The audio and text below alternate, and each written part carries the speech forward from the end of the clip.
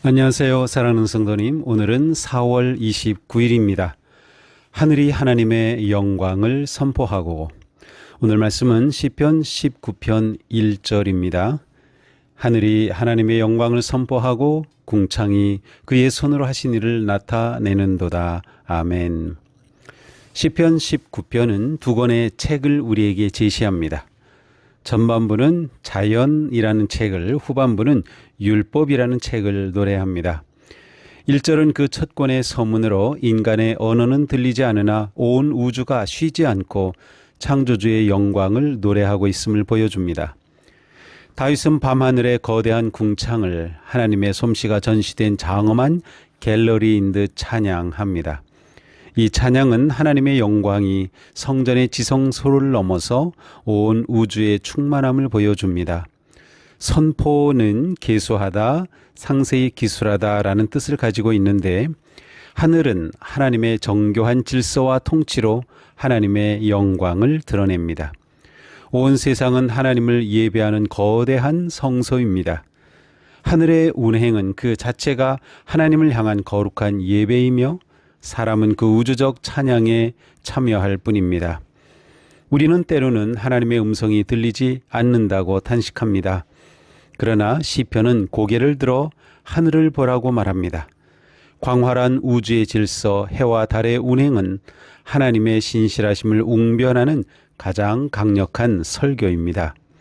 우리가 일상의 분주함을 잠시 멈추고 창조 세계를 응시할 때 침묵 가운데 흐르는 하나님의 음성을 들을 수 있습니다. 우리는 거룩한 곳에서만 영광을 찾으려 하지만 다윗은 온 땅과 궁창에서 영광을 보았습니다. 우리의 예배는 교회의 문을 나서면서 끝나는 것이 아니라 세상 속에서 창조주의 손길을 발견하며 계속됩니다. 길가에 핀 작은 꽃 하나, 웅장한 저녁 노을 속에서 하나님의 솜씨를 발견할 때 우리는 찬양하지 않을 수 없습니다. 우주에 대한 과학적 지식이나 자연의 아름다움에 대한 감탄이 예배로 이어지지 않는다면 그것은 불완전한 지식일 뿐입니다. 하늘이 영광을 선포하는 목적은 우리로 하여금 그 영광의 창조주를 우러러 보게 하는 데 있습니다. 자연이라는 책을 읽는 최고의 독법은 창조주 앞에 무릎을 꿇는 것입니다. 현대 천문학에서 별의 구성, 성분과 거리를 측정할 때 가장 중요하게 사용하는 도구는 스펙트럼 분석입니다.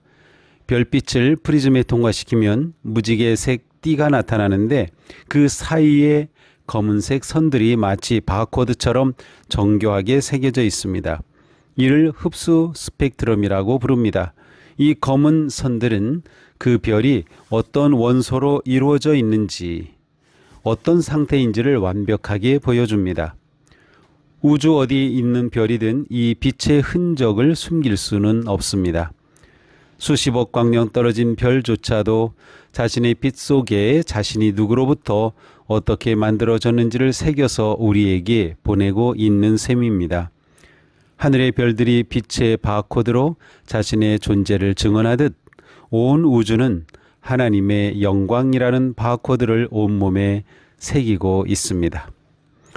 오늘 고개를 들어 하늘을 보십시오.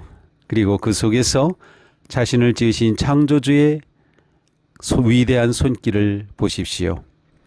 식물, 동물 혹은 사랑하는 사람의 눈동자 속에서 하나님의 정교한 솜씨를 발견하고 감사와 찬양을 드리십시오. 기도합시다.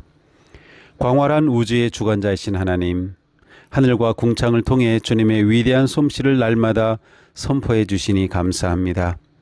저의 눈을 열어 만물 속에 새겨진 주님의 장엄한 기록을 보게 하옵소서. 주님이 지으신 세상 아름다운 성소에서 주님의 영광을 노래하게 하옵소서. 예수 그리스도님의 이름으로 기도합니다. 아멘. 오늘 하루 우리의 삶이 하늘의 하나님의 영광을 선포하고 찬양하는 복되고 아름다운 하루가 되기를 축복합니다. 사랑합니다.